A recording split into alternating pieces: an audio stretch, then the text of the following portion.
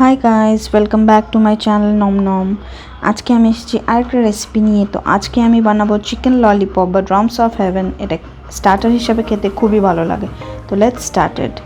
আমি এই ললিপপগুলোকে বাড়িতে বানিয়ে নিয়েছি। চিকেন উইংস কিনে নিয়ে এসে আমি ললিপপগুলোকে বানিয়ে নিয়েছি।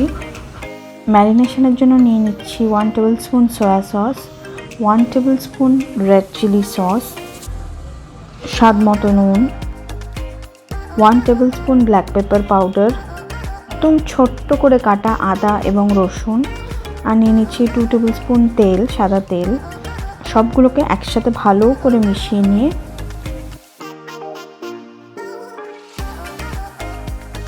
তারপর অ্যাড করে দেবো চিকেন ললিপপসগুলো।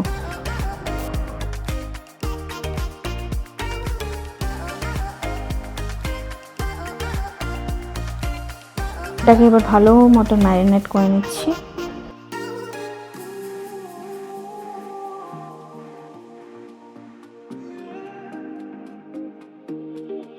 এবার আমি চিকেনটাকে হাফ অ্যান আওয়ারের জন্য সাইডে রেখে দেবো।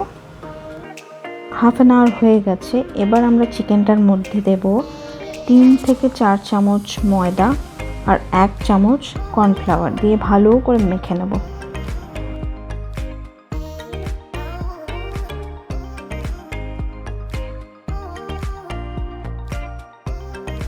ললিপপগুলো ফ্রাই করার জন্য তেল গরম করে নিয়েছি। এবার একটা একটা করে ললিপপ আস্তে আস্তে তেলের মধ্যে দিয়ে দেব এবং 2 পিঠ খুব ভালোভাবে ভেজে নেব।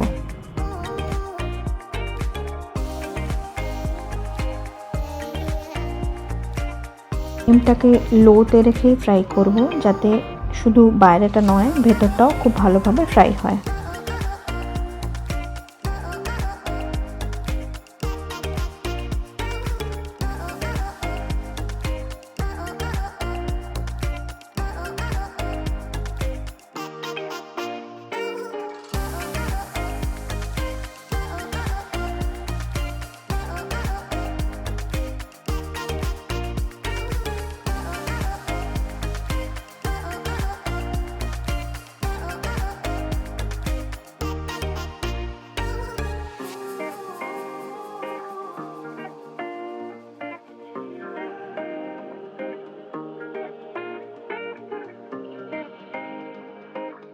ললিপপগুলো আমি উল্টে পাল্টে ভেজে নিয়েছি। এবার ওগুলোকে একটা প্লেটে সাইড করে রাখবো।